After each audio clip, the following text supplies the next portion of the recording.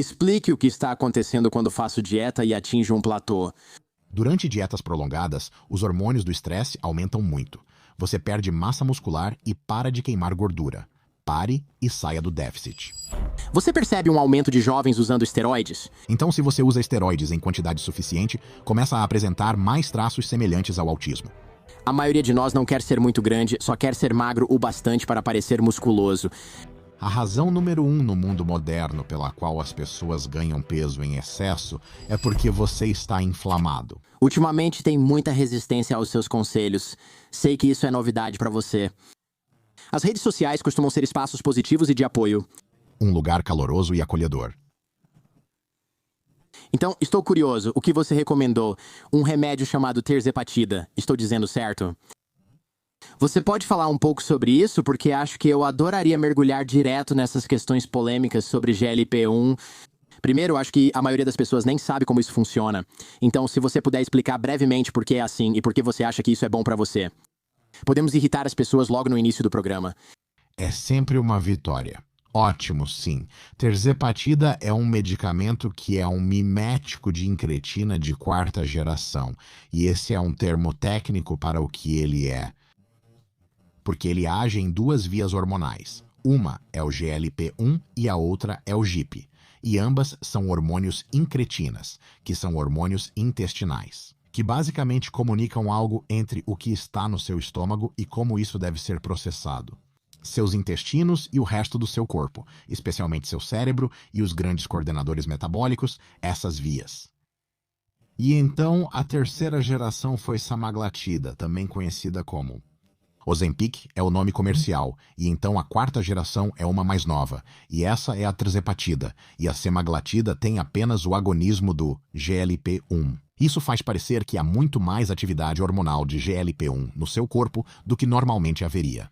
E então a tirzepatida é GLP-1 e também GIP, e isso realmente traz mais benefícios. Então a tirzepatida é um medicamento que atua promovendo a perda de peso através de um mecanismo principal que é chamado de efeito anorexígeno. Ela simplesmente faz com que você sinta menos fome e fique satisfeito por mais tempo, então você fica menos interessado em comida. E a combinação da atividade de GLP e GIP realmente dá à tirzepatida um impacto psicológico mais profundo. Quando você está tomando semaglutida, apenas GLP, sua fome realmente diminui, mas seus desejos ainda podem ser substancialmente altos. Tipo, seu desejo por comida é assim: ah, cara, isso seria gostoso, mesmo que você não esteja com fome fisiologicamente. Se alguém te desse um monte de peito de frango com arroz, você ficaria tipo, mas se alguém te desse, ah, olha esse donut, você ficaria tipo, Mas com tirzepatida, até o donut não parece tão atraente quanto antes. A fome fisiológica continua baixa, mas os desejos psicológicos parecem ter dado um salto qualitativo em termos de redução, e isso é o efeito da tirzepatida. Desculpe, você disse que a fome física continua baixa. Quis dizer que a fome física está alta e a psicológica mais baixa? Continua tão baixa quanto. Quero dizer, ela reduz a fome física tanto quanto a semaglutida, entendi. Mas também reduz os desejos. Isso parece mais profundo do que o que a semaglutida oferece. Certo, o que pode ser realmente útil, porque agora não só isso. Se você faz suas refeições, o que você pode fazer melhor com a tirzepatida é que se você sair para comer e tiver alguma comida saborosa, você consegue ainda melhor comer só um pouquinho e simplesmente pensar, está bom, terminei. Em vez de ter aquele desejo super forte, onde você pode estar fisiologicamente satisfeito, mas ainda assim quer comer mais guloseimas saborosas. Isso afeta a semaglutida, mas a tirzepatida é ainda mais potente. Quais são os reais benefícios da tirzepatida? Para quem busca perder peso e melhorar a saúde, os principais benefícios vêm do efeito da perda de peso.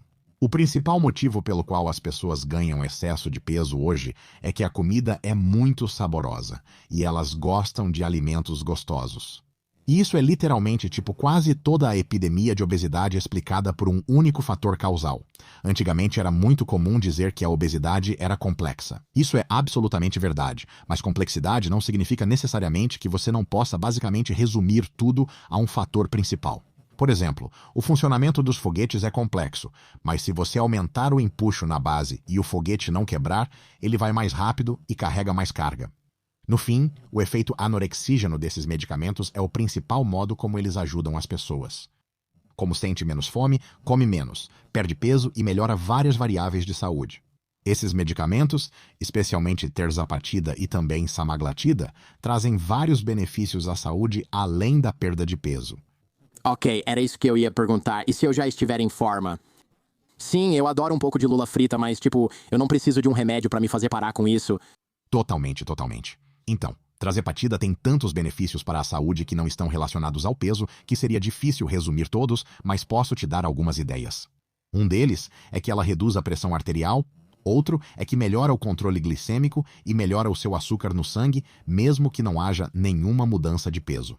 Outro benefício é que ela reduz a neuroinflamação, ou seja, diminui a inflamação que o seu cérebro sofre, o que significa que provavelmente é um medicamento que melhora a saúde cerebral. E isso é algo enorme. Outro benefício é que ela reduz a quantidade de efeitos semelhantes à dependência em geral. Pessoas que usam samaglutida e principalmente tirzepatida frequentemente param de fumar de forma inesperada. Muitos perguntam: quer beber? Tomam algo e logo dizem: não quero mais. Assim, os comportamentos aditivos diminuem, o que é muito importante. Outra coisa é que eles melhoram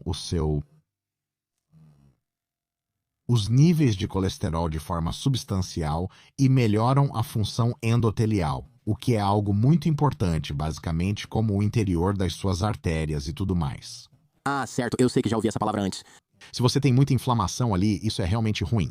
Então, elas também reduzem radicalmente a inflamação sistêmica geral, que provavelmente é uma das principais causas do envelhecimento e das doenças. E há muitos e muitos outros benefícios que esses medicamentos têm. Então, só esses benefícios que eu citei já significam que esses medicamentos são, na prática, potencializadores da saúde. Eles não são uma panaceia porque não curam tudo. Mas o que eu defendo é o seguinte: a pessoa comum seria mais saudável tomando tirzepatida do que não tomando tirzepatida. E eu digo isso levando em consideração os pontos negativos, desvantagens e riscos da tirzepatida nessa afirmação. É como se você tivesse quebrado a perna e estivesse em um hospital ruim, onde tratavam isso de forma mediana, mas as coisas não iam bem. Você estaria melhor se uma ambulância te levasse para um hospital muito melhor? E o lado negativo disso é que custa mais dinheiro. A ambulância pode sofrer um acidente e você morrer no caminho. Ainda assim, provavelmente é melhor ir ao hospital, melhor para receber atendimento superior, nesse exemplo. E da mesma forma, pessoas que já têm uma saúde razoavelmente boa sem tirzepatida provavelmente poderiam estar em uma saúde ainda melhor com tirzepatida. Não é algo, uma decisão, que você deva tomar sozinho. Na verdade, você não pode conseguir tirzepatida por conta própria. Você precisa de uma receita médica, mas é algo para conversar com seu médico e dizer: ei, você, ouvi dizer que a tirzepatida tem muitos benefícios para a saúde que não estão relacionados à perda de peso. Isso é algo que pode ser interessante? O médico pode ser mente aberta, pesquisar e afirmar: sim, ela reduz bastante o apetite. Então, digamos que se começarmos com uma dose muito, muito baixa, isso na verdade te ajuda a economizar dinheiro porque o custo depende da dose. E de repente você pode acabar ficando significativamente mais saudável no geral. E para mim tem muita questão filosófica que as pessoas sempre gostam de discutir sobre isso, muitos mitos que as pessoas têm nesse campo filosófico, e eu posso falar sobre isso até ficar rouco. Um exemplo bem rápido é que as pessoas dizem: por que eu tomaria um remédio se não há nada de errado comigo? E isso depende de uma suposição muito equivocada que as pessoas fazem sobre a saúde humana. Posso explicar melhor se você quiser. Mas sim, por favor, faça isso. A suposição que os humanos fazem é que nossos corpos foram feitos de uma forma profundamente sortuda. E são. Essencialmente, se as forças da civilização moderna não agirem sobre eles, como fast food, televisão e cigarros. Que eles são, de alguma forma, esse mito nobre do selvagem perfeitamente integrado à natureza. Sabe, Gaia com seus peitões e Pandora com aquelas pessoas azuis do Avatar. Tipo, tudo está certo na natureza.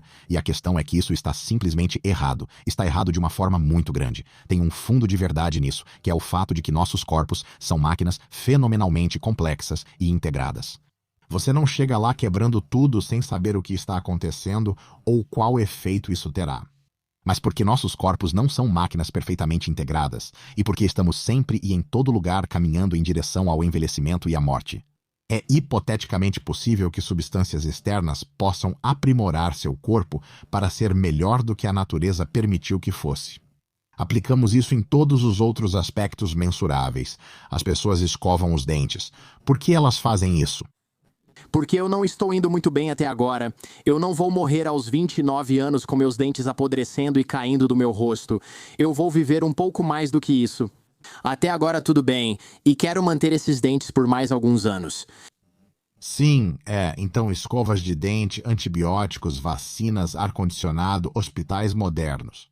Uma variedade de alimentos nutritivos, vitaminas e minerais é algo a que os humanos normalmente ou quase nunca são expostos em um ambiente natural. Isso nos beneficia. E por muito tempo era padrão que os medicamentos tivessem efeitos colaterais piores do que os efeitos principais. A menos que houvesse algo realmente errado com você, aí valia a pena. Alguém poderia perguntar: quer cortar um dos seus dedos do pé? Você responderia: que diabos? Não. Eles diriam: ei, temos seu filho preso. Vamos libertá-lo para sempre, e só deixamos você ir se cortar um dos seus dedos do pé. Cálculos diferentes. Se há algo muito grande a perder, você aceita. O maior exemplo são os remédios de quimioterapia para câncer. Eles te destroem de várias formas. Eles salvam sua vida. Se você tem câncer e não toma quimioterapia regularmente, isso é um grande erro.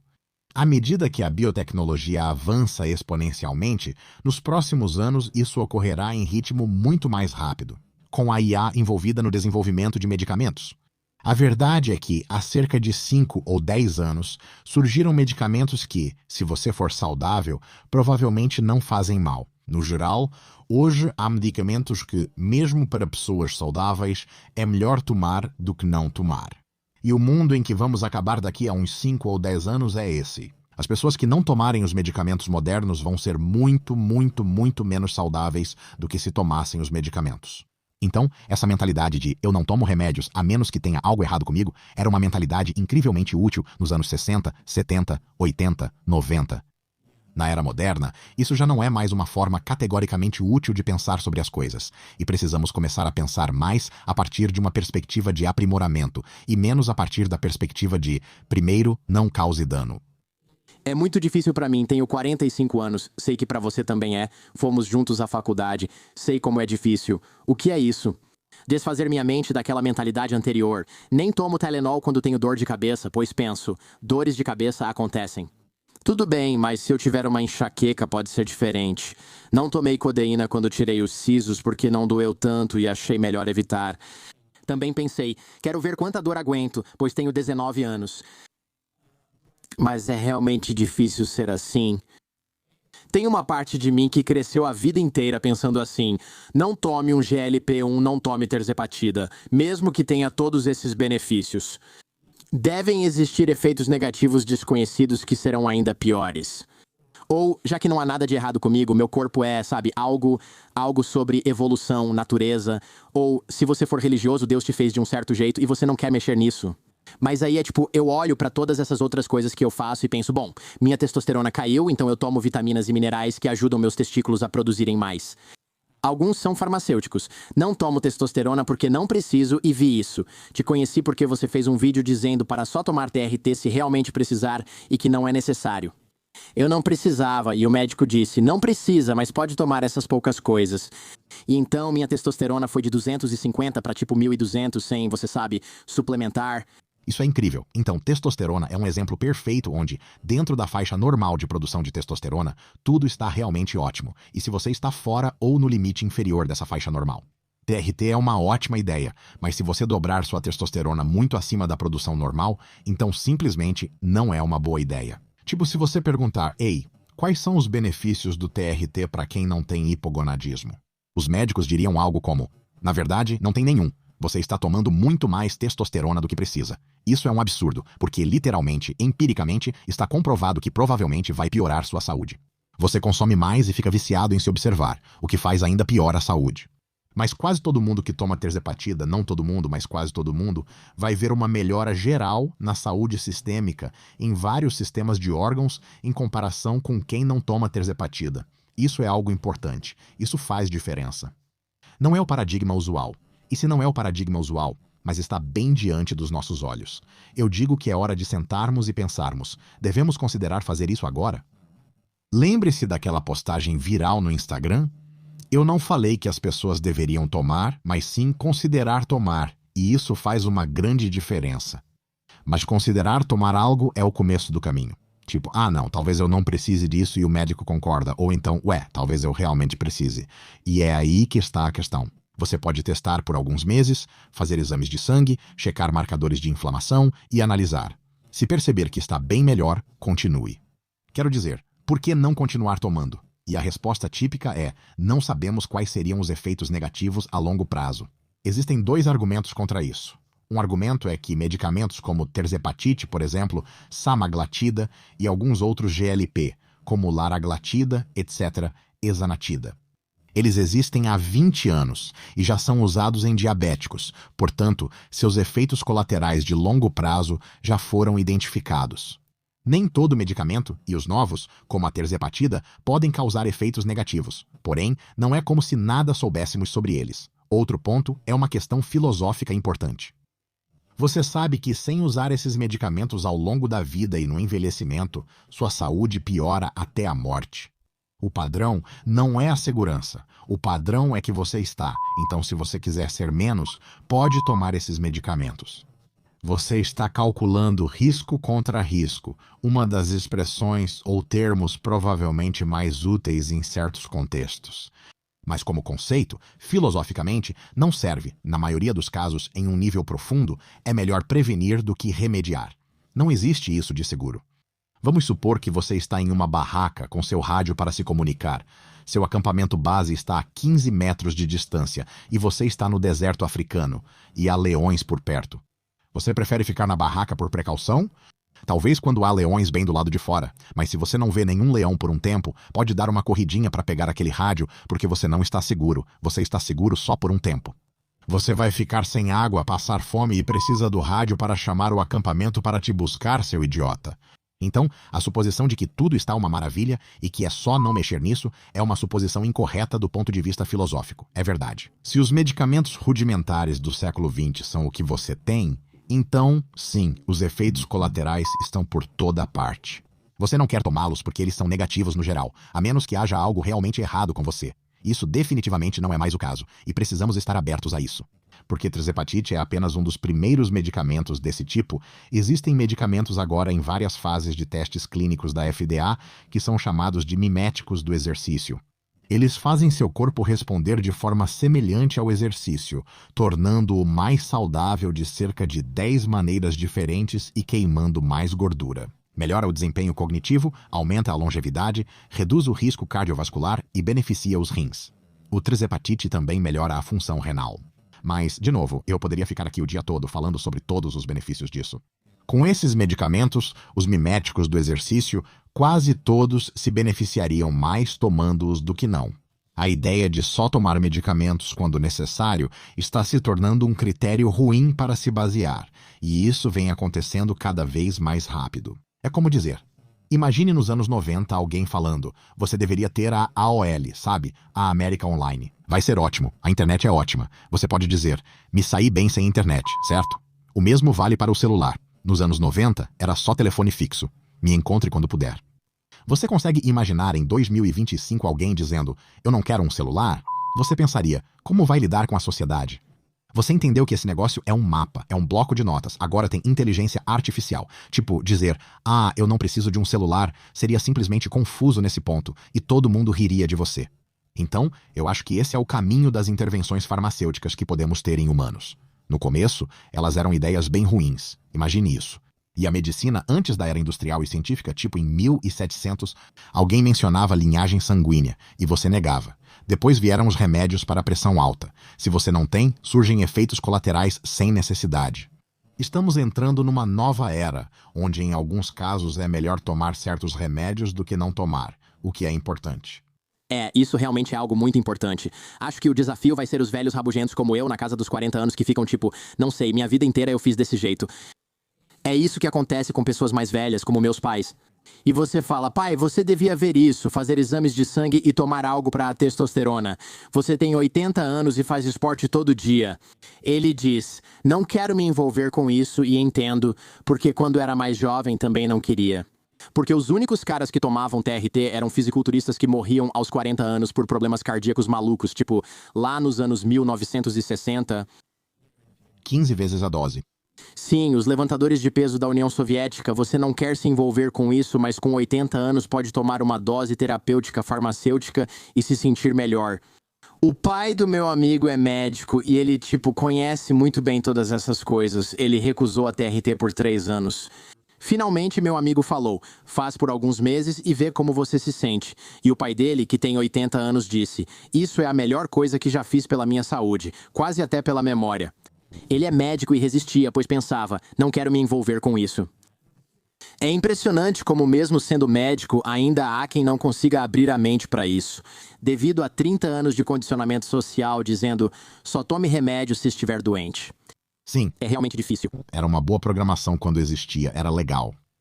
As regras podem ser totalmente verdadeiras por um tempo, e depois estarem erradas. E uma grande parte da flexibilidade cognitiva e de ser o mais inteligente possível é simplesmente não se apegar a regras que não funcionam mais. Sabe o que quero dizer? Imagine, antes, de 1939 a 1945, pensar que os alemães são ótimas pessoas. Eles são maníacos homicidas. Mate todos eles. Imagine pensar que alemães são maus depois de 1945. Os alemães são pessoas incríveis, pacíficas, sensacionais e produtivas. O que houve? Matamos Hitler e os nazistas perderam o poder. Certo, então uma regra foi totalmente válida por 6 anos e depois passou a ser errada. Isso acontece de verdade, e há inúmeros exemplos de situações em que é preciso rever regras. A arquitetura cognitiva humana possui diversos vieses, incluindo o viés do status quo, que está presente em todo lugar. E o viés do status quo é o que mais alimenta a ideia de melhor prevenir do que remediar. O status quo basicamente é tipo, cara, sempre foi assim, então é assim que fazemos as coisas. É assim que vamos continuar fazendo. E o viés significa isso. Você pensa, não, é assim que sempre fizemos as coisas. Provavelmente está bom e aí vamos resistir à mudança. Qualquer mudança deveria ser analisada logicamente, com evidências e raciocínio. Por exemplo, isso é realmente uma melhoria? Imagine se empresas de microchips tivessem viés de status quo. Seria tipo, cara, temos nós de 2 nanômetros, podemos fazer microchips 10 vezes mais rápidos e baratos. E você diz, não, fazemos assim há anos, você simplesmente não estaria mais no mercado depois de 2 anos. É insano pensar nisso em qualquer área em que as coisas realmente importam, mas as pessoas têm essa ilusão contra um ponto muito, muito importante. Eu estou bem e você está bem, e você nunca vai precisar tomar tirzepatide. Mas se você vai estar bem ou não em 10 ou 20 anos pode realmente ser alterado, dependendo se você toma esses remédios agora ou não. E todo mundo sempre diz, e todo mundo está sempre certo, medicina preventiva é o melhor tipo de medicina.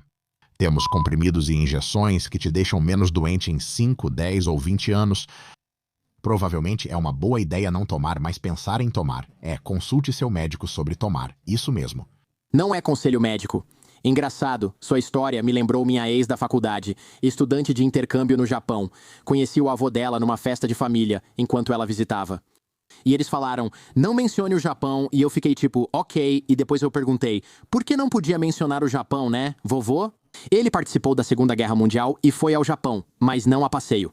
Quando soube que ela também esteve lá, ele reagiu surpreso por ela ter estado perto de tantas pessoas. Eles são um bando de psicopatas assassinos e eu fiquei tipo, Japão, o quê? Mas Segunda Guerra Mundial era diferente, Japão era uma situação meio diferente, sabe? Estou curioso sobre esteroides e a fúria do Raid porque na nossa última conversa no ano passado mencionei esse assunto. E você estava dizendo que quanto mais cedo você toma esteroides, mais isso pode afetar, mais bagunça o seu cérebro. E eu queria perguntar sobre, talvez dano não seja exatamente a palavra certa, mas as mudanças que isso causa no seu cérebro. Sempre dizem que esteroides ampliam a personalidade, mas isso não faz sentido pra mim. Porque, se eu sou uma pessoa naturalmente curiosa e muito empática, os esteroides vão me deixar mais assim? Ou isso só funciona se você for um babaca? Sobre o que as pessoas estão falando aqui? Esse é exatamente o ponto. Quer dizer, você já fez metade do meu argumento por mim. Eu adoro isso. Os esteroides amplificam o lado masculino da sua personalidade e homens e mulheres têm tendências de personalidade diferentes em média, embora existam muitas exceções. Se você aumenta o uso de andrógenos e esteroides, passa a pensar e agir de modo mais masculino. Por exemplo, é mais provável que você fique menos comunicativo, sendo o tipo forte e silencioso do tipo, sai daqui, me deixa em paz. Certo. Por que não quer falar comigo? Essas coisas... certo? O que você fez nesse fim de semana? Ficou de boa? Eu estava com um garoto, olha, não é da sua conta, mas tipo, ele é tão masculino, e ele é mesmo. Mas sabe, o tipo forte e silencioso é uma característica masculina. Outra é a tendência a respostas egocêntricas e agressivas. Se alguém te enfrenta e você é mulher, você pensa, vou só falar mal dessa vadia. Se alguém te enfrenta e você é homem, a situação pode virar briga rapidamente. Essa masculinidade extrema faz com que você não aceite desaforo e tenha o ego mais frágil que o normal. Você leva as coisas como ataques à sua identidade com mais frequência e fica mais no gatilho, então isso definitivamente acontece. A agressividade em geral aumenta em doses extremas. A irritabilidade aumenta porque a testosterona te deixa super ligado. E você está sempre meio que, sabe, tipo, imagine ter a sensação de estar pronto para lutar com alguém em uma competição. Mas tipo, metade disso o tempo todo, isso cansa muito. E a sua forma de interagir com o mundo simplesmente deixa de ser adequada para a maioria das situações. Então, quando as pessoas dizem, você sabe, os esteroides amplificam suas características, eles amplificam suas características masculinas e muitas vezes reduzem suas características femininas. Sua capacidade, por exemplo, de ser compassivo é reduzida quando você está usando muitos esteroides. Sua capacidade de ser empático, de ver o ponto de vista de outra pessoa, sua capacidade de comunicar suas próprias emoções e entender as emoções dos outros diminui. Lembre-se, o transtorno do espectro autista não é totalmente, mas predominantemente um transtorno masculino. Afeta muito mais homens do que mulheres. É quase como se fosse a personificação do cérebro masculino extremo. E então, se você usa esteroides o suficiente, começa a apresentar mais traços semelhantes ao autismo. O que significa que você já não sabe tanto sobre o que as pessoas provavelmente sentem e pensam em suas cabeças. E isso torna mais difícil a sua interação na sociedade. Não é uma melhora da sua capacidade de fazer isso. E se você começar a usar esteroides cedo, tipo ainda adolescente, e usá-los em doses altas até os seus 20 e poucos anos, ou algo assim, você pode deixar seu cérebro permanentemente mais egocêntrico, agressivo e sexualizado. É isso. Outra coisa é que os andrógenos te deixam muito mais sexual, mas sexual de um jeito mais arriscado e físico, não necessariamente sexual de um jeito compassivo, carinhoso, amoroso, super emocional. Então sim, os esteroides meio que te deixam mais babaca ou te deixam mais confiante, mais expressivo e mais vibrante.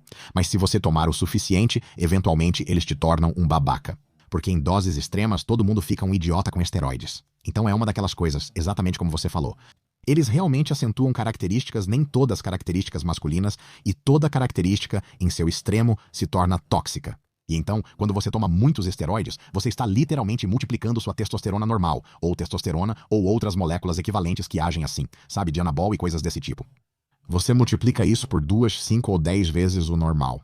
Imagine alguém que fosse tão compassivo que, mesmo sendo picado por mosquitos, não usaria repelente. Os mosquitos precisam se alimentar, e quem sou eu para afastá-los da fonte deles? Eu dizia, você vai pegar malária? E eles respondiam, tudo bem, é o mínimo que mereço.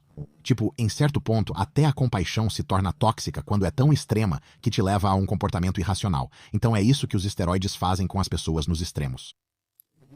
Existe uma religião, eu acho, meio baseada, não sei se é algum ramo do budismo ou algo assim, onde eles varrem o chão à frente enquanto caminham porque não querem esmagar insetos pequenos ou algo assim. Quero dizer, isso é como uma doença mental codificada em uma religião, 100%. Adoro a vibe, é uma intenção ótima. Mas isso torna trabalhar no mundo e resolver problemas ainda maiores. E eventualmente salvar cada inseto, sabe? Fazendo upload deles para a nuvem simulada de IA. Muito menos provável. Se você simplesmente não tem suas prioridades em ordem, sabe? Você precisa comer, precisa andar por aí. Em valências emocionais extremas, só restam concessões emocionais, não racionais, o que é especialmente verdadeiro com esteroides. É como fúria no trânsito, por exemplo. Normalmente fúria no trânsito. Alguém te xinga e corta no trânsito e você pensa, deve estar tendo um dia ruim, mas com esteroides pensa, acha que pode me desafiar. Imagino como ele reagiria se eu saísse do carro. Vamos ver o que acontece. E isso não é bom, porque várias coisas podem acontecer. Uma delas é você ganhar essa briga e a pessoa se mijar de medo. Aí você acabou de humilhar um ser humano e traumatizou essa pessoa. Parabéns, seu merda. A outra possibilidade, essa é a melhor coisa que pode acontecer. Esse é o melhor resultado. O segundo pior cenário é a polícia se envolver e você acabar preso por intimidação física, ou ao menos responder na justiça por meses e gastar muito dinheiro. E a pior coisa que pode acontecer é esse cara também ter atitude e porte de arma. E aí você está morto.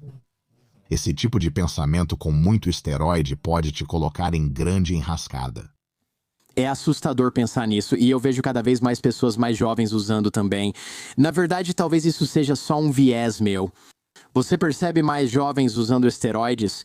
Acho que vejo isso por causa do Instagram ou só parece por eu usar a rede? Essa é uma ótima, você está. Você é uma pessoa muito perspicaz, e é ótimo que você antecipe a maioria dessas perguntas com suas próprias hipóteses, que geralmente estão corretas. Eu adoro isso, facilita meu trabalho. Muito bom, obrigado. Minha melhor resposta. Ainda não temos um método estatisticamente rigoroso para saber se o uso de esteroides entre jovens está aumentando como proporção da população. Os Estados Unidos têm cerca de 300 milhões de pessoas hoje, e nos anos 80 eram 200 milhões. Preciso considerar o aumento da população.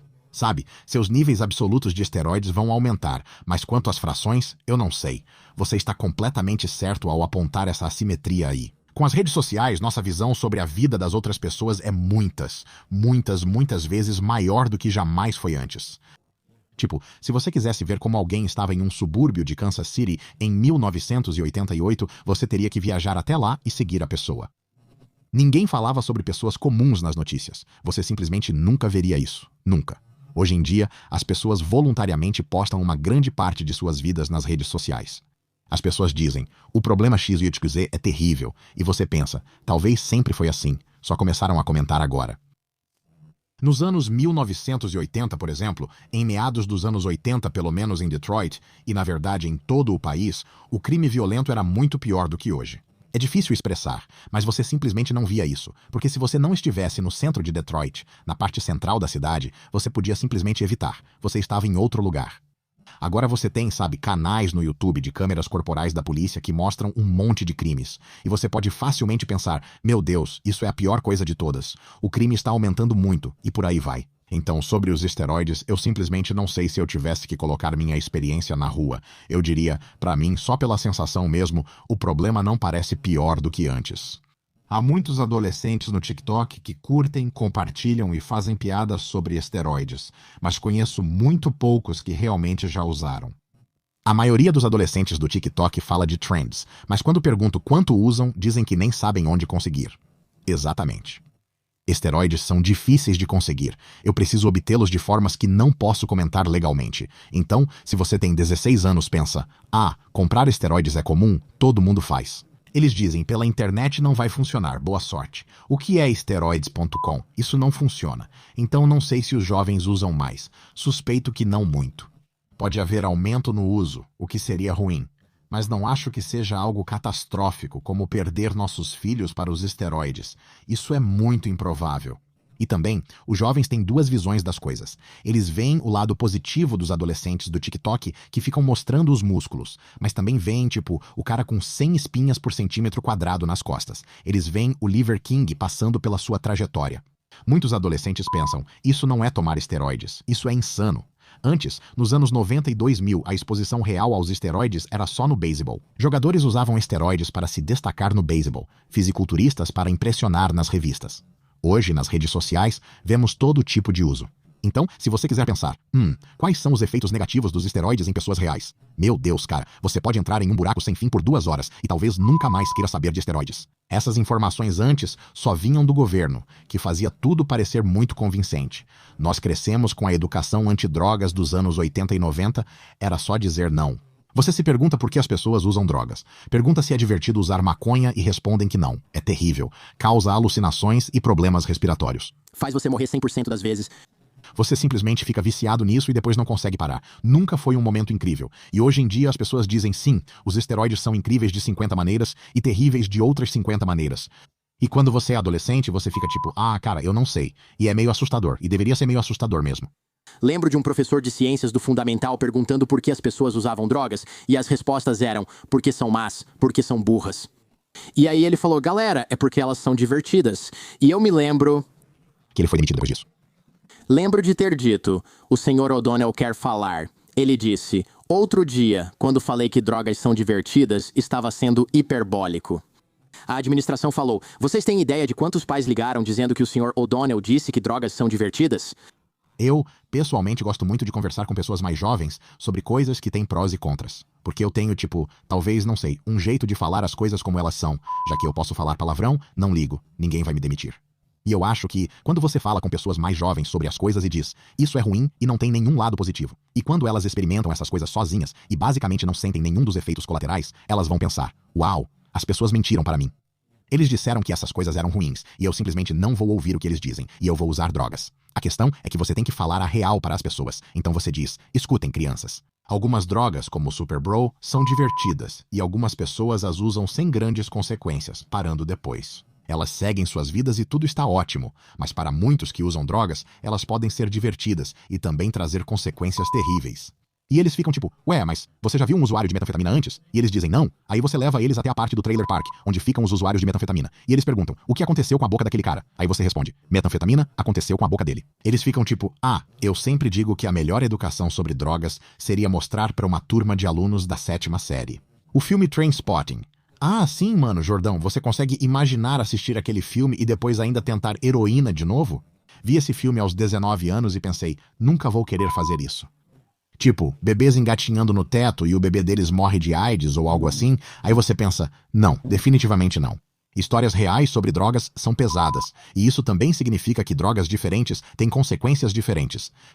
O álcool é muito divertido, mas é bem provável que você acabe tendo problemas com a lei. Você pode ficar desregulado emocionalmente, brigar e até morrer por intoxicação alcoólica. Os riscos são sérios, enquanto com maconha são menores. Você pode ficar viciado psicologicamente nela, o que altera seu sono.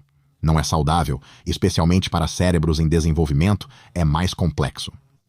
Use com responsabilidade, faça menos do que gostaria, assim você deve ficar bem. Cafeína é uma droga, perder sono é péssima ideia. Você pode ficar tão acelerado com cafeína que se torna perigoso para você e para os outros na estrada, mas nem percebe porque ficou acordado muito tempo. E quanto ao crack? O crack vai ferrar com a sua vida, beleza? Não, nenhuma outra pergunta. E quanto à cocaína normal? Sabe, só aquela China White numa festa? Tem gente que se diverte muito com isso, mas vicia muito rápido. É caro. Você nunca sabe se é mesmo cocaína e pode ter overdose com alguma cocaína rosa que nem é cocaína. Eles dizem que é arriscado, e é mesmo.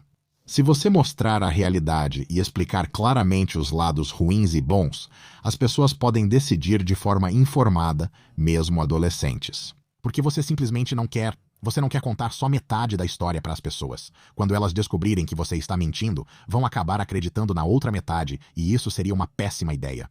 É isso. É todo aquele lance do apenas diga não que acabou dando errado pra gente, né? Simplesmente não funcionou. Falando em drogas, há vários caminhos que eu poderia seguir, mas fico curioso. Por que não pode? Por que eu não posso simplesmente cheirar umas carreiras de cocaína em vez de fazer cardio? Se os dois aumentam meus batimentos cardíacos, um é muito mais divertido até você morrer do que correr. Mas por que eu preciso fazer a parte da corrida? Então quando você usa cocaína, seu gasto de energia aumenta um pouco, mas não muito. Você fica ligado, mas na verdade não está se mexendo. E é o fato de se mexer que queima as calorias, o que reduz o tamanho das células de gordura, e isso traz todos esses benefícios para a saúde. Se você usa cocaína ou cafeína, há um leve efeito termogênico, mas é pequeno. Então, basicamente, fazer o sistema funcionar muito rápido sem reduzir o substrato vai levar a muitos problemas de saúde. Enquanto que, se você faz o sistema funcionar bastante e se movimenta fisicamente, isso é extremamente bom para a sua saúde. Dito isso, os medicamentos miméticos de exercícios modernos realmente aumentam sua atividade celular. Eles não aumentam sua frequência cardíaca e, na verdade, queimam gordura e te deixam muito mais saudável.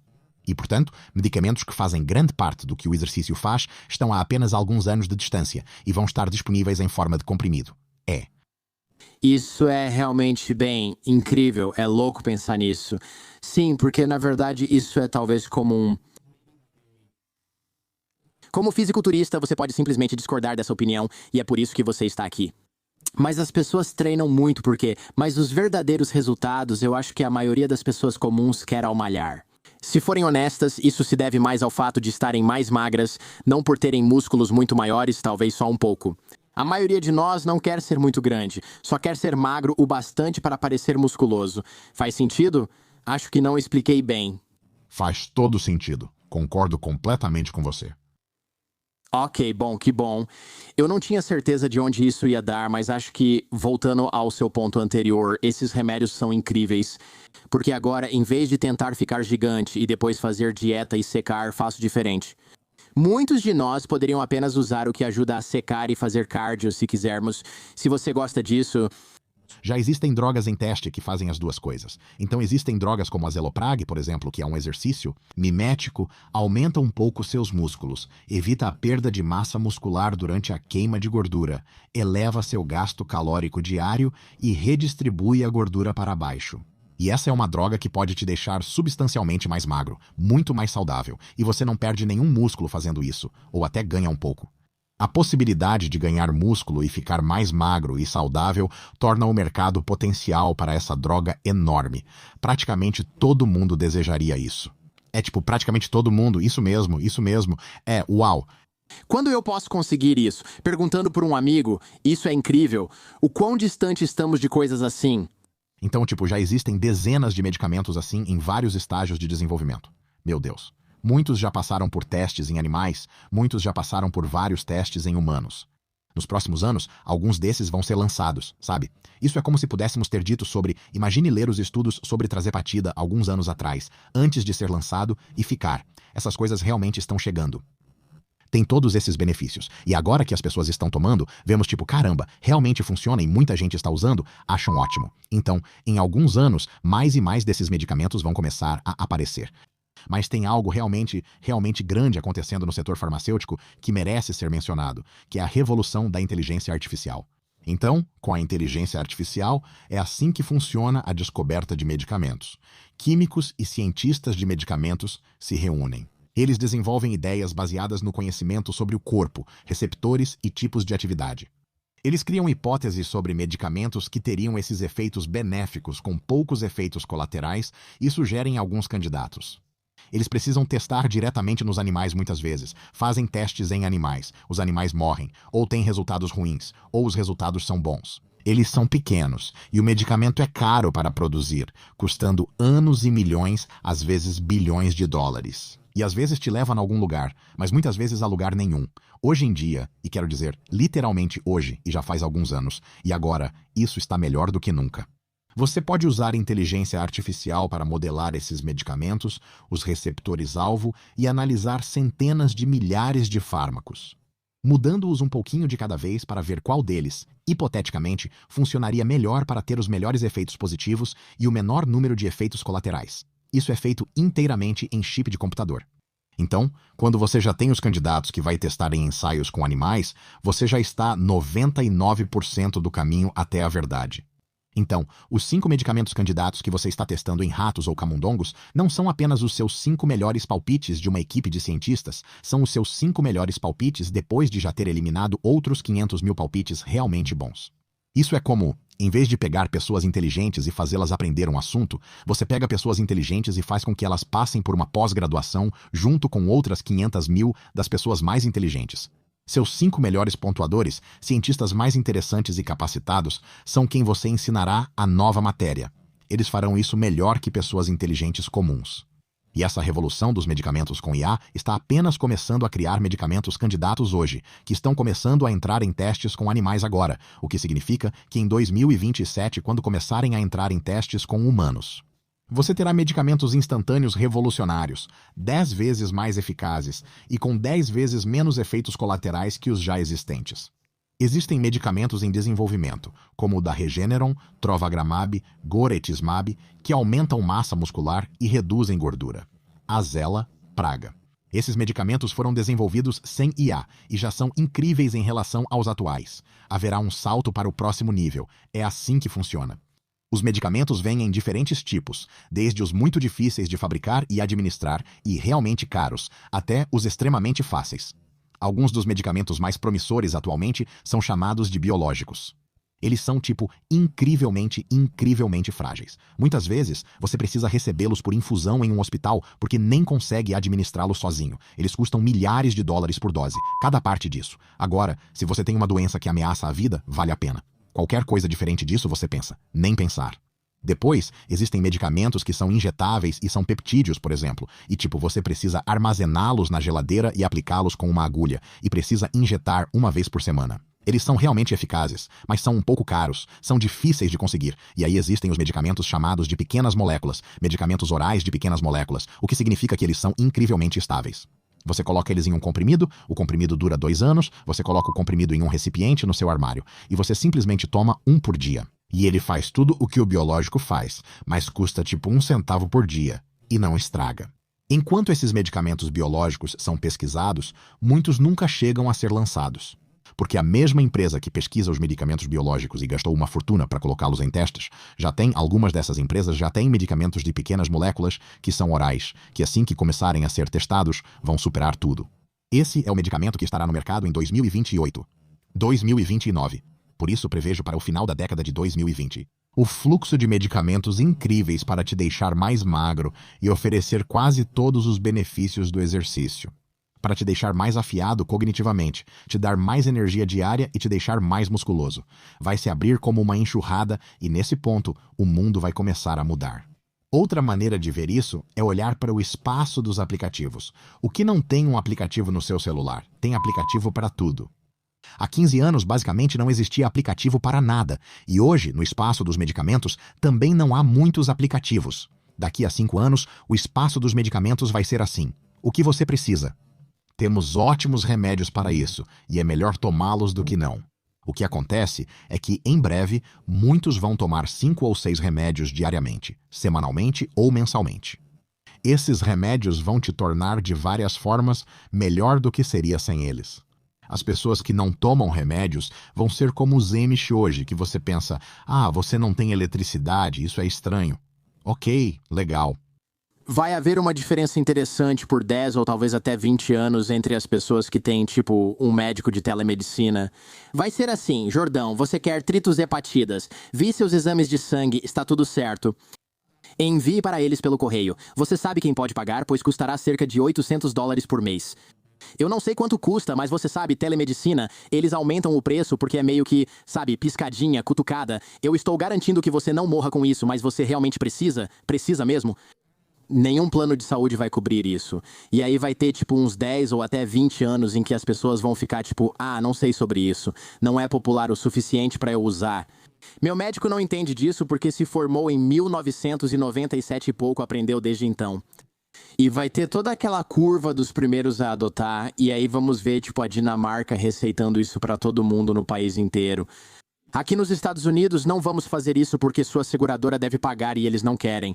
Vai demorar uns 30 anos para conseguirmos isso. Eu não acho que vai demorar tanto assim. Acho que sua preocupação é bem válida. Acredito que vai demorar mais do que o ideal, mas em 10 anos quase todos estarão tomando remédios avançados. Uau, na verdade, em 10 anos o cenário pode ser bem diferente. Até agora cobrimos. Existem os biológicos, muito difíceis e caros de produzir e administrar, que ficam entre os medicamentos de pequenas moléculas, que são bem mais fáceis. Existe um passo além que você pode dar, que é a modificação do DNA. Por exemplo, se damos um medicamento que aumenta a expressão de uma proteína sua, isso traz todos esses benefícios.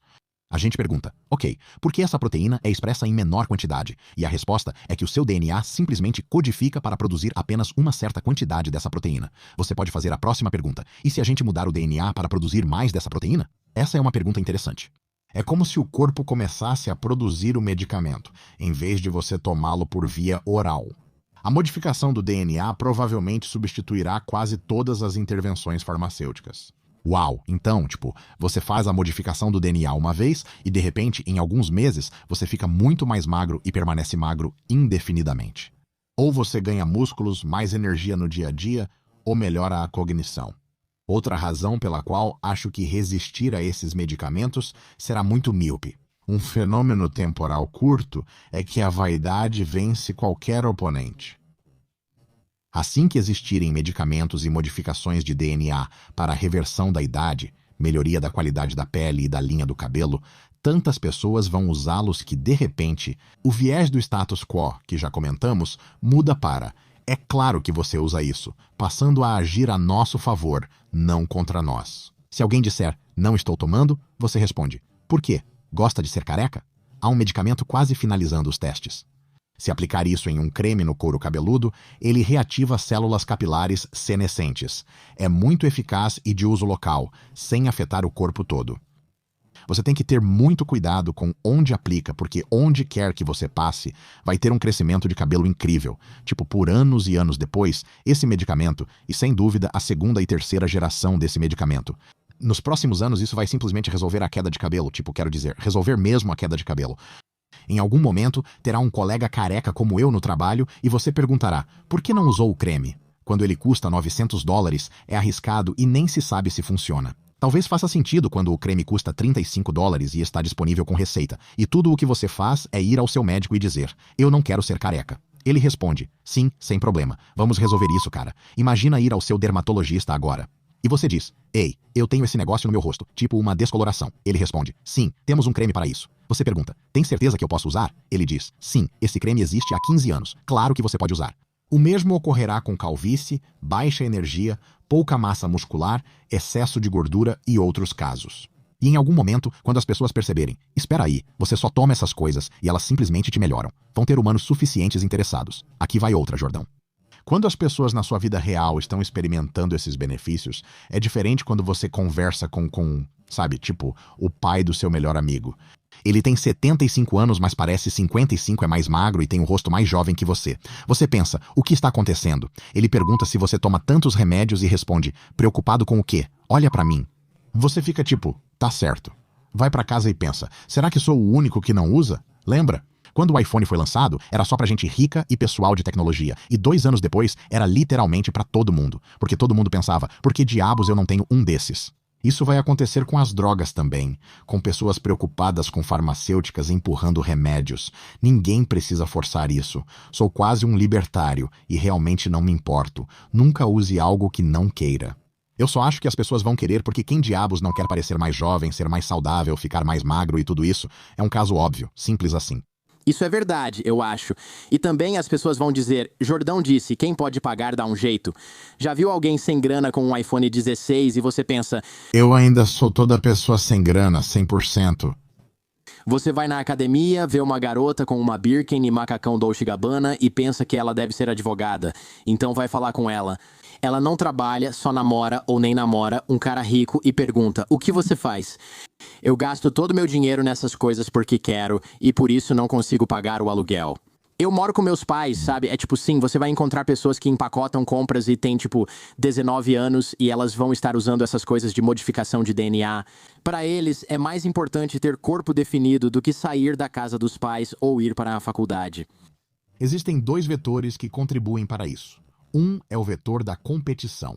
Não existe apenas uma empresa farmacêutica, existem várias. E quando uma empresa farmacêutica tem um medicamento de sucesso que custa $150 por mês, todas as outras empresas farmacêuticas pensam, como podemos atacar esse mesmo sítio receptor? Mas por $50 por mês, e aí tem uma empresa que pensa, e se for $10 por mês? Porque se você vende algo por $10 por mês e seus concorrentes vendem por 50, você instantaneamente domina o mercado no dia seguinte. E ninguém mais se dá o trabalho de comprar o resto depois. Se alguém tentasse vender um Toyota Corolla por $150 mil, você pensaria, tá maluco? Por isso a concorrência é fundamental. Outra coisa muito importante é que, quando olhamos para como vai ser o nosso sistema de saúde a partir de agora, se a IA ajudar no sistema de saúde, vai resolver porque é inteligente e não tem nossos vieses. Nosso sistema é ruim. Mas mesmo que não seja assim, em algum momento vai ficar óbvio que, tipo, se colocarmos as pessoas nesses medicamentos, isso economiza 10 vezes os gastos médicos nos próximos 10 anos. E aí as seguradoras vão dizer, é de graça, dê pra todo mundo porque elas economizam um monte de dinheiro. Lembre-se, as seguradoras pensam mais nisso. As companhias de seguro-saúde estão mais do seu lado do que você mesmo, porque elas realmente se importam se você ficar doente depois. Porque elas têm que pagar por isso, elas não querem pagar por isso. São pessoas gananciosas. Então o que elas querem fazer é tipo, espera aí. Se aprovamos essa pessoa para usar um remédio barato que evita uma cirurgia cardíaca de $100 mil em 10 anos. Tá de brincadeira? Vai. Vamos tentar obrigar você a tomar esse remédio, pressionando por leis para que pare de fumar usando-o. Vai ser desse jeito, então nem precisamos fazer isso. É assim que pode funcionar. Você pode solicitar um seguro de saúde. Suponha que existam companhias de seguro de livre mercado, o que considero ótimo. Você pode trocar de empresa e fazer outra apólice. E você olha, você rola a lista, você tem o ChatGPT para te ajudar a escolher uma apólice. E você pensa, cara, espera aí, essa apólice é tipo um seguro de saúde completo por $100 por mês. E você fica, aham, como isso funciona? Eles vão fazer seus exames de sangue e perguntar sobre os medicamentos que você usa. Se começar a usar medicamentos aprovados e seu médico autorizar, tudo certo.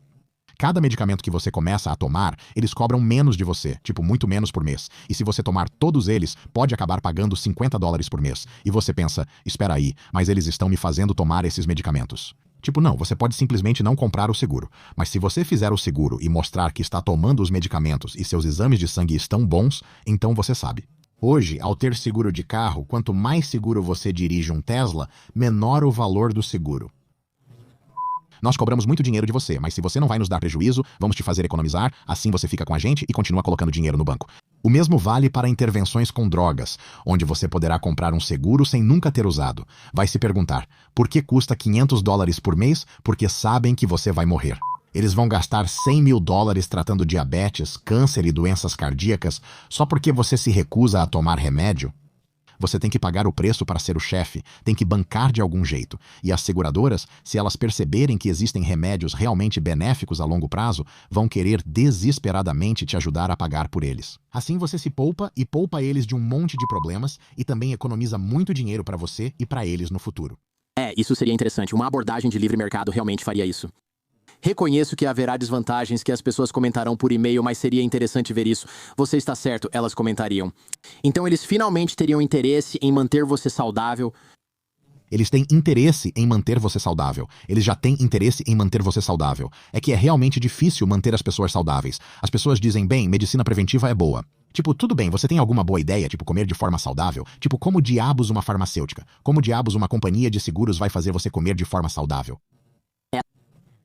Eles também sabem que você provavelmente não fará isso. Ela perguntou, e se exercitar? Como vão te obrigar a fazer isso? Como vão impor isso? Muitas seguradoras, especialmente as de seguro pelo trabalho, já pagam academia no escritório para incentivar o exercício físico. Mas eles também sabem que, como a maioria das pessoas não vão usar, então parece que você economiza $10 por mês. Se eu me exercitar, tipo, é porque a maioria das pessoas não faz isso. E a maioria das pessoas mente sobre se exercitar. Eles não têm como verificar se você está fazendo isso. Se você toma remédios e seus exames estão bons, as seguradoras vão te ajudar a economizar muito. Porque eles podem verificar, tipo, o que os exames de sangue dele dizem. Diz que ele está tomando os remédios, beleza, então, ótimo. Ou ele está malhando pra caramba. Ele tem os mesmos benefícios de quem toma os remédios. Sim, se você continuar demonstrando uma saúde muito boa, as seguradoras têm todo motivo para te cobrar muito pouco. Na verdade, em Michigan, existe uma apólice chamada Meu Jovem Azul, que é para pessoas com menos de 26 anos, e é tipo um seguro de saúde completo, cobertura total. Custa muito pouco. Por quê? Pessoas com menos de 26 anos geralmente não têm problemas de saúde caros, pois seus corpos ainda não estão se deteriorando. Tomar remédios aumenta a chance de ter problemas de saúde. Aos 45 anos, como você era aos 25, o seguro de saúde de todo mundo cai drasticamente. Isso é fascinante e está a poucos anos de distância. IA é uma loucura. O ChatGPT 5 é muito melhor que o 4. Insano. Sim, é um gerador de sabedoria. É verdade, é uma loucura pra mim. Mesmo assim, todos comentam, o custo de energia, falsos negativos ou qualquer coisa, mas as pessoas não. Sabe? Recebi muita resistência porque eu disse, coloque todos os suplementos e todos os medicamentos que você está tomando no ChatGPT 5 e pergunte se há alguma interação, ou se você está tomando no horário certo do dia, ou se deveria mudar alguma coisa. Porque eu fiz isso com todos os meus suplementos, todos os meus medicamentos para mim e para minha mãe. E foi tipo, ei, sua mãe não está tomando esses 2 remédios juntos, está? E eu, mãe, você está tomando esses 2 remédios juntos? E ela, eu só pego um punhado desses remédios. E é tipo, pergunte ao seu médico se pode tomar esses 2 juntos. O médico disse, não pode. Meu pai disse, podia ter avisado, e ele, devo ter dito, não está em nenhum papel. Ops, seu negligente idiota. Pra mim foi tipo, você toma fibra com isso? Bebe leite ou gordura? Precisa disso por ser lipossolúvel. Eu disse que estava em jejum quando fazia isso e me disseram que eu absorvia só uns 30% porque era lipossolúvel. Fiquei frustrado e tive que mudar o que bebia de manhã. E as pessoas dizem, o ChatGPT pode te dar um falso negativo e dizer que algo é seguro quando na verdade não é. E é tipo, mas antes você literalmente nem checava isso? Sim, então que diabos, né? Não é perfeito, mas reduz bem seu risco e aumenta seus benefícios. Além disso, há formas de diminuir ainda mais o risco. Veja o que fazer. Você analisa sua situação de medicação com o ChatGPT, diz a ele quais medicamentos você está tomando, diz quais suplementos você está tomando, peça uma recomendação de como modificar. Ele vai te responder na próxima pergunta, pois tem uma grande janela de contexto e lembra de tudo o que foi dito na conversa. Você diz: "Ei, estou cético. Pode analisar criticamente?" Red Team é basicamente olhar para algo da forma mais crítica possível. Você analisa seu raciocínio para achar falhas. Ele faz isso. Você também. Depois questiona: dá para ser ainda mais crítico e achar mais falhas? Ele vai fazer isso em algum momento depois de 5 análises críticas, vai ser tipo: isso tudo está bem sólido. Agora, você tem a máquina mais poderosa e inteligente já criada, a entidade mais inteligente existente. Verifique a lógica 5 vezes ao final. São só 5 prompts e 10 minutos do seu tempo. Assim, no fim, não precisa se preocupar tanto com a alucinação, porque a coisa foi checada várias vezes e a cada checagem executa novos ciclos de lógica, mantendo-se sempre renovada. Aliás, essa coisa é inerentemente imparcial de uma forma que os humanos definitivamente não são. E o GPT-5 supera os melhores médicos em conhecimento médico geral e critérios de diagnóstico. Não chega nem perto. Ele simplesmente é mais inteligente que o seu médico. Simplesmente é. Me desculpe, me desculpe. Isso parece rude. Ele é mais inteligente do que eu. Ele é mais inteligente que todos, mas ainda comete erros. Sim, é importante manter um humano no processo. Nunca aceite tudo que o ChatGPT diz sem consultar seu médico, mas pode ajudar a notar algo que o médico não percebeu e discutir com ele. Claro, quem não quer um ótimo conselho de um especialista? Eu sei, só achei engraçado o que eles disseram. Vai te dar um falso negativo e isso é muito ruim. E todas essas organizações médicas ou farmacêuticas recomendam não usar. E eu fiquei tipo, os mesmos que recomendaram os remédios pra você, aqueles que dizem que você não deveria tomar juntos porque pode te matar. Essas pessoas dizem que você não deveria usar o ChatGPT pra conferir o trabalho deles e que você deveria confiar só neles. Buscarei uma segunda opinião de uma máquina e talvez de outro humano, pois aquela pessoa quase matou minha mãe. Obrigado pela dica de não usar isso, pois pode detectar um erro seu. Cara, tem outra coisa. Essas máquinas já fizeram muito mais pesquisas do que o seu médico. Vou te dizer, quantos livros de medicina o seu médico leu do começo ao fim e lembrou com quase 100% de fidelidade é 0, talvez. Quantos ela leu? Você quer dizer todos os livros de medicina disponíveis ao público? Nenhum médico humano já fez isso. Outra coisa, quantas variáveis seu médico consegue lidar ao mesmo tempo? Normalmente de 3 a 7, dependendo da inteligência dele. E o ChatGPT? Tipo 50 ao mesmo tempo. Isso é uma máquina super inteligente. É insano. Ela vai notar coisas que você pensa. Ninguém nunca percebeu isso. Aliás, sempre aparecem histórias assim. Contei ao ChatGPT o problema do meu cachorro. Ele indicou o que fazer e salvou a vida dele. Porque nenhum dos veterinários sabia que isso era um diagnóstico, porque nenhum deles tinha lido aquela coisa estranha sobre carrapatos no interior do Missouri, que temos uma espécie de carrapato. Mas aqui vai outro exemplo. Quantos relatos de condições médicas resolvidas, mal diagnosticadas ou não diagnosticadas, um médico já leu na faculdade e na carreira? E quantos o ChatGPT leu em seu treinamento? Quero dizer, Deus conhece milhões de casos assim, sabe tanto sobre o que mal conhecemos que precisa ser nosso parceiro para entendermos como o mundo funciona. Não estou dizendo para você entregar toda a sua vida para essa coisa, isso é loucura. Se você perguntar ao ChatGPT, ele diria que a última coisa que você deve fazer é confiar 100% em mim. Mas você quer um conselheiro super sábio ao seu lado quando coisas assim acontecerem na sua vida? Ou você não quer um conselheiro super sábio? Ninguém falou em conselheiro perfeito, sabe? Tipo, vou jogar um jogo de tiro. Quero um SEAL da Marinha me ensinando combate real para não morrer? Ou prefiro ignorar o que ele diz? Tipo, mas o SEAL da Marinha não é perfeito, certo? Os SEALs já tiveram missões que deram errado, já perderam companheiros, ok, mas ainda assim é melhor do que nada, não é? Tipo, claro que é melhor do que nada. É aquele papo de não confie no ChatGPT, ele erra. Se você busca a perfeição, nunca usará nada, pois sistemas perfeitos não existem. Se seu padrão é algo melhor que o atual, meu Deus. A IA é uma ferramenta imensa que você deveria estar usando se você for uma pessoa lógica. Isso só me faz lembrar de quando as pessoas diziam: nós queremos nos livrar, nós não queremos nos livrar dos operadores de elevador, porque e se algo der errado no elevador? E aí é tipo, você tem um botão de chamada ali dentro, e então as pessoas podem vir te tirar de lá. Há uma caixa embaixo que pode ser desligada para abrir as portas, mas não quero isso. Prefiro alguém comigo lá dentro. Não acho seguro. Em 2025 ninguém discutiria isso.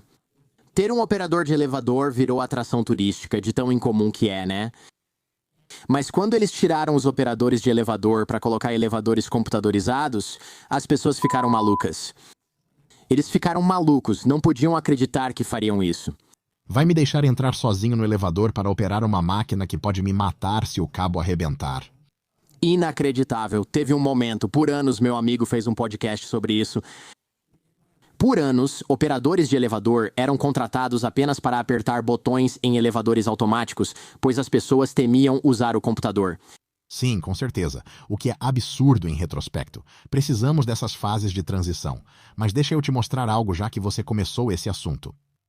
Agora, é principalmente o seu médico, com um pouco de ajuda da IA. Em alguns anos, seu médico vai recorrer à IA para quase tudo. Eles vão ser uma equipe.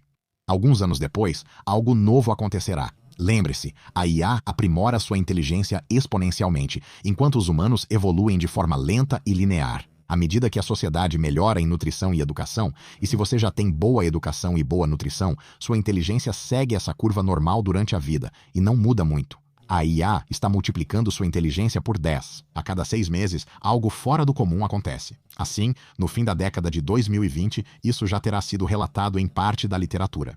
Existem alguns estudos agora que, por exemplo, em diagnóstico por imagem, você mostra para a IA um monte de imagens médicas e pergunta: o que há de errado? E você mostra para um médico humano: o que há de errado agora? A IA já supera médicos humanos em diagnóstico por imagem há anos, mas até recentemente a equipe IA mais humano era a melhor.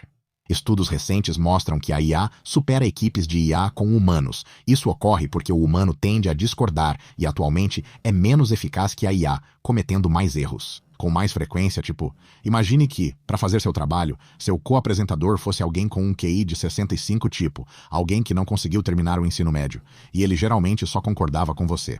Mas você diz: ei, se o ganho do meu microfone estiver errado, ele diz: não, está tudo certo. Você fala: mas não está. Ele responde: não, eu dou a palavra final. Está tudo certo. Aí você pensa: esse cara está cometendo um erro. Por que diabos eu estou ouvindo essa pessoa? Eu sou muito mais inteligente do que eles. Eu estou certo. Essa pessoa está errada. É para esse caminho que a IA está indo. E não precisamos de alguma forma adorar a IA religiosamente e ficar: oh meu Deus, como se você tivesse que acreditar em tudo o que ela diz. Mas vou te dizer, Jordan, é assim que penso. Se uma IA for tão inteligente quanto um médico, quero ela na sala, participando da conversa. Se a IA for 10 vezes mais inteligente que um médico, quero que o médico só aprove decisões de vida ou morte e não interfira no restante. Caso contrário, se um sistema de IA for 100 vezes mais inteligente do que um médico humano, eu não quero nenhum viés causado por um médico humano. Eu quero apenas o que a IA disser. Se uma IA for 1000 vezes mais inteligente que um médico, não vejo motivo para consultar um humano, assim como não pediria cirurgia a um cachorro. O crescimento exponencial da inteligência artificial vai transformar a sociedade mais nos próximos 5 ou 10 anos do que qualquer outra mudança anterior. Por fatores de 10 sucessivos, isso gera resultados surpreendentes. Hoje, questionamos se confiamos nesses sistemas e a resposta é cada vez mais positiva. Sim, eles são muito bons. No futuro, a questão será: devemos afastar os humanos, já que não são mais necessários. Veja um exemplo. Agora mesmo, minha esposa e eu acabamos de comprar um Tesla pela primeira vez e temos o pacote de direção totalmente autônoma. É tão divertido, né? Cara, é categoricamente mais seguro do que você, e por 2 motivos. Primeiro, estatisticamente, já foi demonstrado que é mais seguro, e segundo, ele simplesmente navega melhor pelo mundo. Por exemplo, o Tesla parou em um cruzamento em T, enquanto minha esposa e eu estávamos no carro. Parou em um cruzamento em T, então ele parou. E tinha carros vindo desse lado, carros vindo daquele lado, certo? Indo para os 2 lados. Como os humanos analisam isso? Eles olham para um lado, olham para o outro. E quando eles olham para um lado ou para o outro, eles atualizam o modelo mental deles. Não tem carros aqui por alguns segundos, não tem carros aqui agora. Isso significa que eu posso virar. Tudo que lembram do que ocorre do outro lado quando não olham é modelagem mental. Um carro pode ter virado ou acelerado sem estar nesse modelo. Você não percebe isso porque sua visão binocular tem um ponto focal bem pequeno. Sabe o que o sistema de câmeras da Tesla enxerga? É uma visão de 360 graus de consciência perfeita, 100% do tempo ela vê tudo. Então, você não consegue superar isso dirigindo, simplesmente não vai acontecer. Ela não lida com casos extremos, mas eles estão diminuindo muito. Posso te fazer uma pergunta? Com a evolução rápida da direção autônoma por IA em 5 anos, por que ainda permitir humanos ao volante? Quer dizer, eles... Máquinas de morte. Dos seus lábios aos ouvidos de Deus, cara. Falou há anos sobre carros autônomos, pois muita gente morre em acidentes de carro. 50 mil pessoas por ano. É insano. Você vê pelas taxas de seguro que as pessoas assumem riscos o tempo todo. E em X número de anos, já falei isso tantas vezes antes e sempre irrita todo mundo. As pessoas que são tipo aqueles libertários, tipo libertários radicais que dizem eu deveria poder ter um lança-foguetes e um tanque no meu quintal. E você fica tipo, tá bom cara, tanto faz, volta a dormir, vovô. Essas pessoas, a versão delas de 2045, vão ser aquelas que dizem eu dirijo melhor do que qualquer máquina. E você fica, não, você não dirige.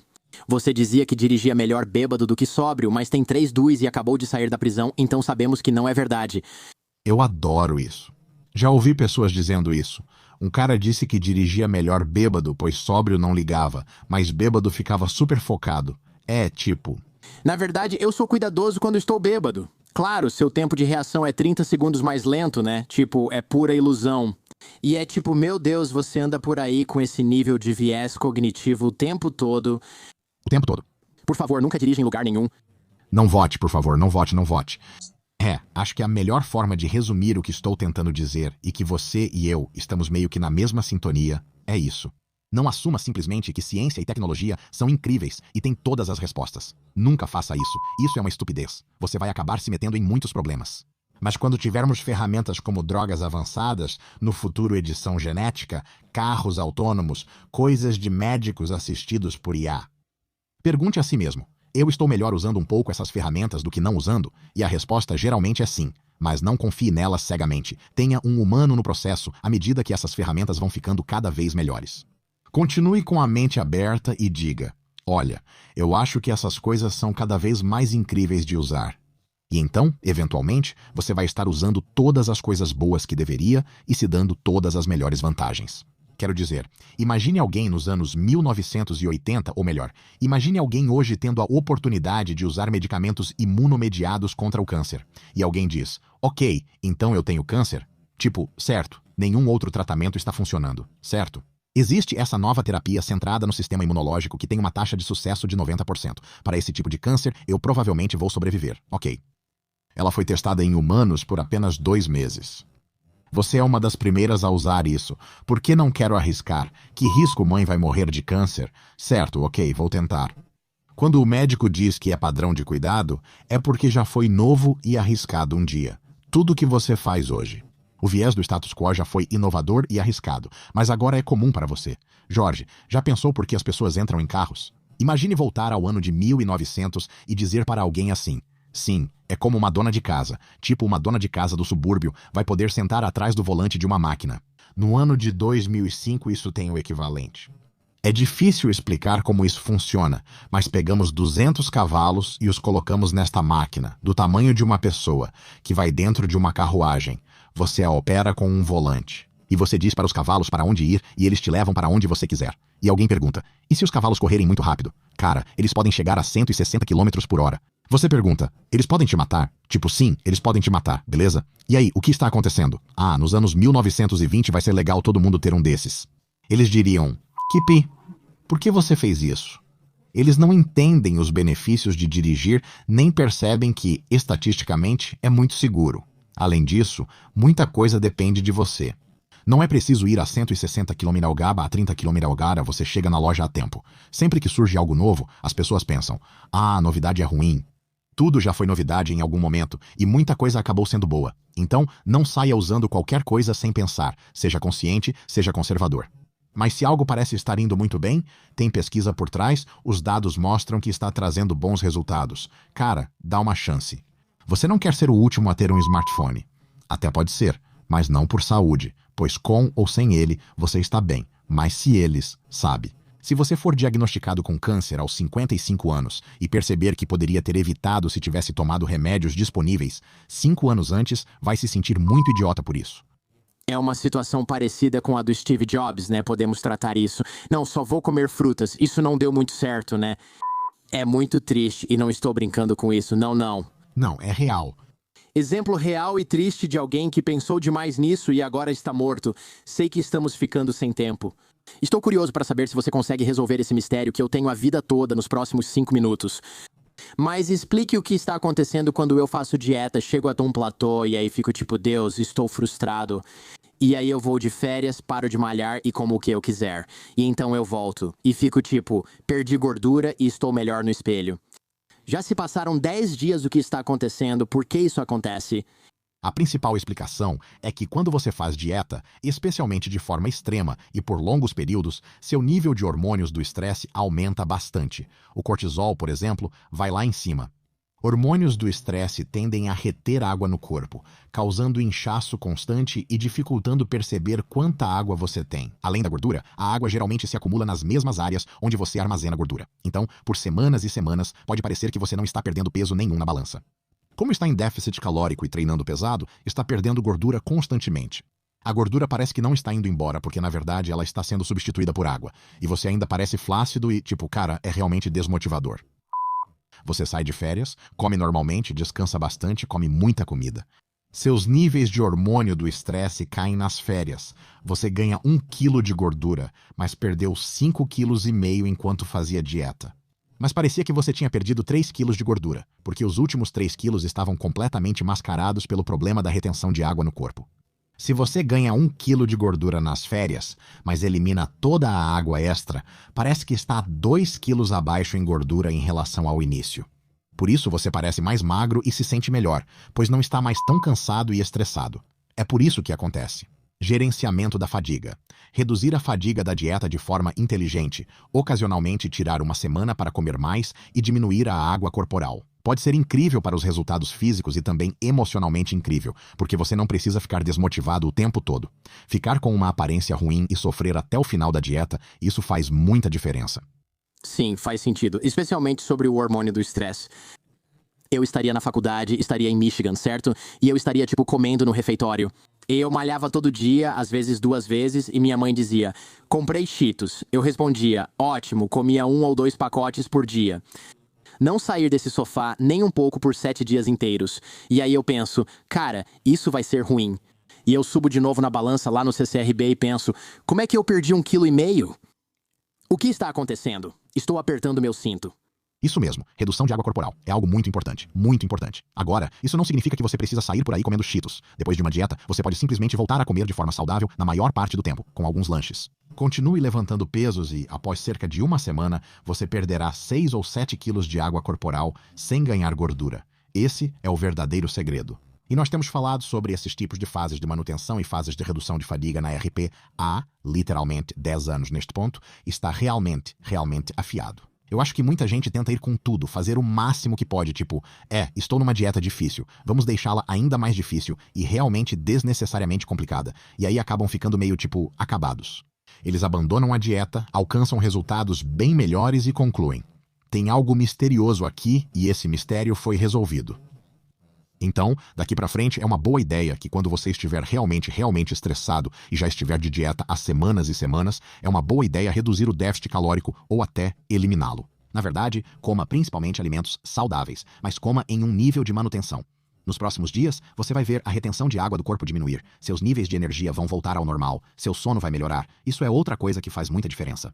O sono altera a quantidade de água no corpo, mantém a massa muscular e ajuda muito a queimar gordura se sua qualidade piora. Durma durante a dieta, pois após um tempo em déficit calórico, seu sono piora.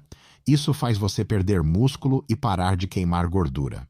Ao melhorar o sono com boa alimentação, você reverte o processo e se sente rejuvenescido, porque está se cuidando. Seu corpo funciona bem até ser forçado ao limite e apresentar problemas. Nesse caso, pare. Saia do déficit, cuide-se e só depois volte para perder mais gordura.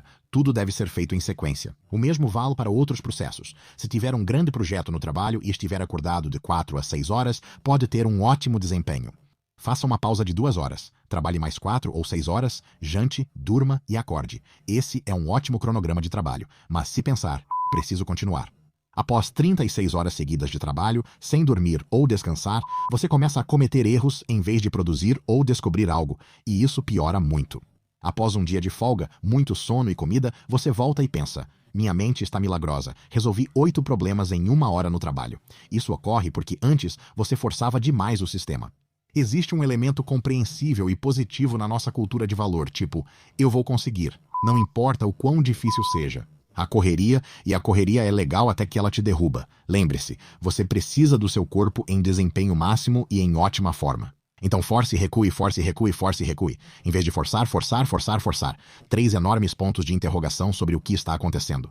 Abandonar completamente a dieta por meses e nunca ver nenhum daqueles resultados para começo de conversa. Mike Israetel, muito obrigado. Sempre uma conversa fascinante, interessante e variada. Agradeço de verdade.